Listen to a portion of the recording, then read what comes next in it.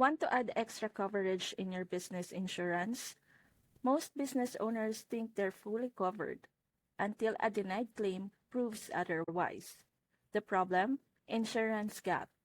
For example, general liability might protect you if a customer trips in your office, but it won't cover stolen equipment.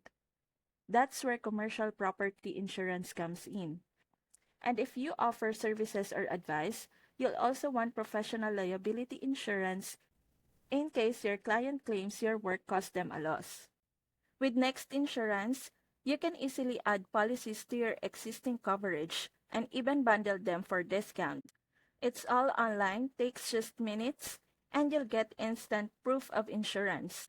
Don't leave your business exposed. Click the link in the description below and add extra coverage you need with Next Insurance.